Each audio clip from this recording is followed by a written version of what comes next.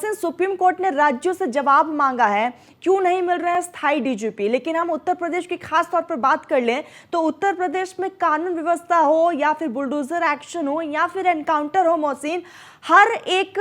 यहाँ पर मोर्चे पर खुद सीएम योगी आदित्यनाथ बागडोर को संभालते हैं और फ्रंट लाइन पर आकर वो अधिकारियों को तमाम दिशा निर्देश भी देते हैं।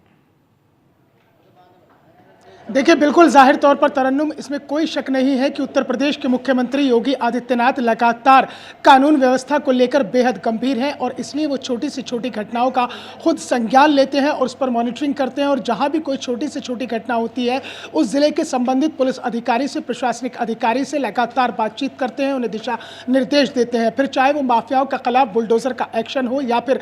जो कुख्यात अपराधी हैं उनके खिलाफ एनकाउंटर की प्रक्रिया हो, उसको लेकर मुख्यमंत्री योगी आदित्यनाथ खुद फ्रंट लाइन पर दिखाई देते हैं। और यही वजह है कि उत्तर प्रदेश में चाहे भले ही स्थायी डीजीपी ना हो, लेकिन उसके बावजूद भी उत्तर प्रदेश की जो कानून व्यवस्था है वो बेहतरीन चल रही है और उत्तर प्रदेश के अंदर कानून का राज पूरी तरह से स्थापित हो चुका है, माफिया राज खत्म हो चुका है। और यही वजह है कि रात का अंधेरा हो चाहे फिर दिन का उजाला हो, कोई भी व्यक्ति, कोई भी महिला, कोई भी युवती बेखौफ होकर सड़कों पर गुजर सकती है। और जहां तक बात है सुप्रीम कोर्ट की, जो राज्यों से जवाब मांगा गया है, इसकी शुरुआत दरअसल तब हुई थी कि जब पूर्व डीजीपी प्रकाश सिंह ने इसमें एक याचिका दाखिल की थी और पुलिस सुधार के लिए उन्होंने जो स्थायी डीजीपी है उसको लेकर एक याचिका दाखिल की थी। इस पर सुप्रीम कोर्ट ने अब राज्यों से जवाब मांगा है और सुप्रीम कोर्ट ने एक गाइडलाइन तय कर दी है कि यूपीएससी के माध्यम से ही जो डीजीपी है उनकी नियुक्ति की जाए, क्योंकि नियम भी यही कहता है कि यूपीएससी के माध्यम से ही जो डीजीपी की नियुक्ति की जाएगी। उसको लेकर यूपीएससी 3 वरिष्ठ आईपीएस अधिकारियों का एक पैनल राज्य सरकार को भेजेगा और उसके बाद एक नाम पर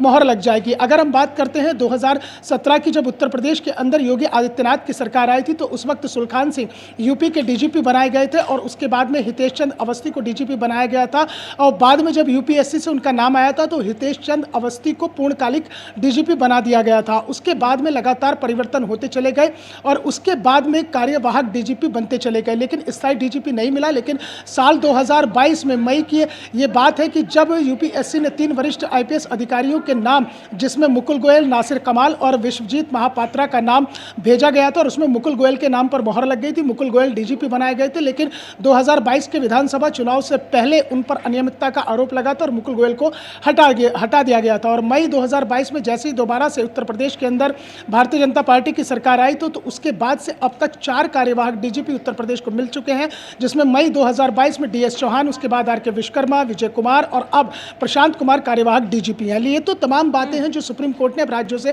जवाब मांगा है स्थायी डीजीपी के लिए, और स्थायी डीजीपी की जो नियुक्ति है वो यूपीएससी के माध्यम से होनी चाहिए। लेकिन अगर हम देखते हैं कानून व्यवस्था के अगर मॉडल को देखते हैं तो उत्तर प्रदेश एकमात्र ऐसा देश के अंदर राज्य है जो कानून व्यवस्था के मामले में एक मॉडल स्थापित हो चुका है। क्योंकि आपने देखा था कि 2017 से पहले जब दूसरी सरकारें थी उत्तर प्रदेश के अंदर तो किस तरह से उत्तर प्रदेश बदहाल था और लगातार जो माफिया राज है और अपराध है उसका पूरा बोलबाला था। पश्चिम उत्तर प्रदेश में खासतौर से अपहरण का जो उद्योग था वो पूरी तरह से फल फूल रहा था, लगातार फिरौती, रंगदारी, इस तरह के मामले सामने आते थे और जिस तरह से जो माफिया थे वो इस तरह से निकलते थे काफिलों के साथ और खाकी का इकबाल भी बुलंद नहीं हो पाता था। लेकिन आप देखिए कि 2017 में जैसे ही उत्तर प्रदेश के अंदर भारतीय जनता पार्टी की सरकार आई और योगी आदित्यनाथ ने उत्तर प्रदेश की कमान संभाली, उसके बाद में दिशा और दशा दोनों बदलती चली गई। उत्तर प्रदेश उत्तम प्रदेश बनता चला गया, क्योंकि मुख्यमंत्री योगी आदित्यनाथ ने मुख्यमंत्री पद की शपथ लेते ही 2017 में सबसे पहले अपनी प्राथमिकता में उत्तर प्रदेश की कानून व्यवस्था को रखा था, क्योंकि उन्होंने देखा था कि किस तरह से उत्तर प्रदेश की कानून व्यवस्था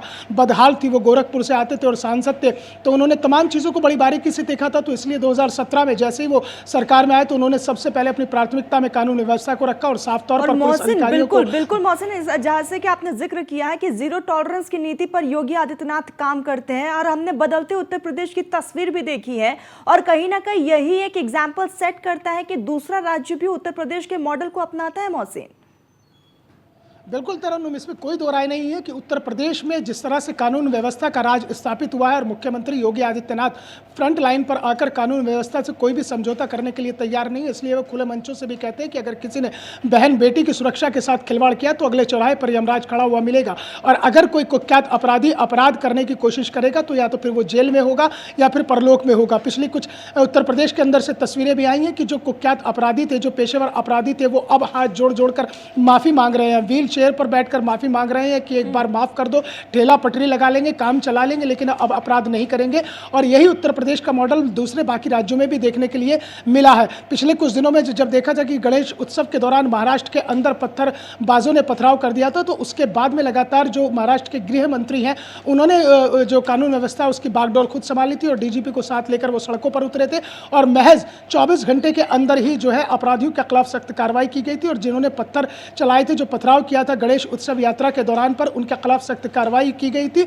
और उन सबको सलाखों के पीछे पहुंचाया गया था। तो जो यूपी का बुलडोजर एक्शन है या एनकाउंटर की जो बात है वो दूसरे राज्य भी उसे अपना रहे हैं, चाहे पड़ोस का राज्य हरियाणा हो, राजस्थान हो, मध्य प्रदेश हो, जो भारतीय जनता पार्टी के शासित राज्य है वहां पर तमाम कानून एक एग्जाम्पल सेट करता आ रहा है और यही कारण है कि इस मॉडल को दूसरे राज्य भी अपनाता है। हालांकि देखने वाली बात यही होगी कि मोहसिन, इस पर राज्य सरकार की तरफ से सुप्रीम कोर्ट में क्या कुछ जवाब दिया जाता है। अब हमारे साथ जुड़े, बहुत बहुत शुक्रिया मोहसिन आपका तमाम जानकारी के लिए।